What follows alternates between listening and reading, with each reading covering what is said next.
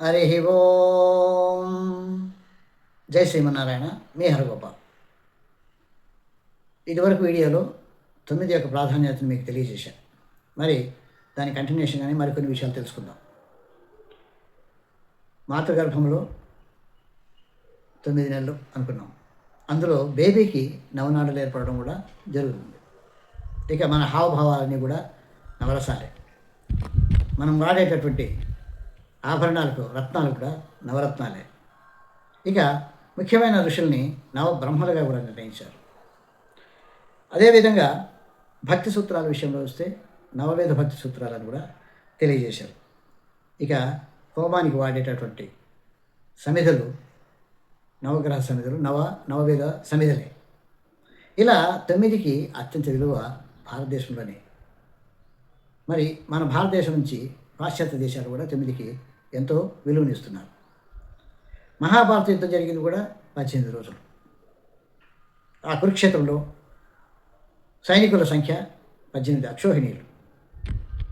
అలాగే ఏనుగుల సంఖ్య తీసుకున్నా, గుర్రాల సంఖ్య తీసుకున్నా, రథాల సంఖ్య తీసుకున్నా, ఏ సంఖ్య తీసుకున్నా కానీ 9నే వాళ్ళు నిర్ధారిస్తూ వచ్చారు.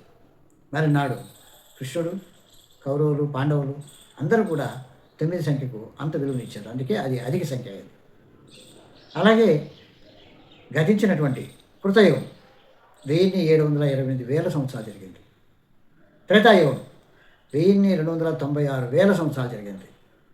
ద్వాపర యుగం 864,000 సంవత్సరాలు జరిగింది. ప్రస్తుతం కలియుగం 432,000 సంవత్సరాలు జరుగుతుంది. మరి ఈ సంఖ్యలన్నింటినీ కూడా ఒకసారి మనం పరిశీలించి కూడితే 9 సంఖ్యగానే ఉంటుంది. ఇక జ్యోతిష్ శాస్త్రంలో 9 సంఖ్యను ఎవరికి ఇచ్చారంటే కుజునికి ఇచ్చారు. కుజుడు అత్యంత పవర్ఫుల్ గ్రహం. ఈ కుజుడికి మేష వృశ్చిక రాశులు అధిపతిగా ఉంటాడు. అన్ని సంఖ్యలు 9లో కలవాలే కానీ 9 ఏ సంఖ్యతో కలవదు. ఉదాహరణకు 1 + 8 9, 2 + 7 9, 3 + 6 9, 4 + 5 9. అంతేగాని 9 + 1 9 కాదు, 9 + 2 9 కాదు, 9 + 9 అయితేనే 9. మరి గ్రహాల విషయంలో, గ్రహ లక్షణాల విషయంలో కూడా కుజుడికి ఎక్కువ పవర్ఫుల్స్ ఉన్నాయి. అందుకే దాంపత్య జీవనానికి కుజదోషం పరిశీలిస్తారు. ఇక సంతాన విషయంలోనూ కూడా కుజుని గురించి పరిశీలిస్తారు. మరి కు అంటే భూమి, జా అంటే పుట్టినది. భూమి పుత్రుడు కుజుడు. మనం భూమి లేకపోతే మనవడే ప్రపంచమే లేదు. అందుకనే కుజుని యొక్క సంఖ్య 9గా నిర్ధారించారు. 9కి అత్యంత విలువగా మనం ఉంటున్నాం. హరి ఓం. జై శ్రీమన్నారాయణ.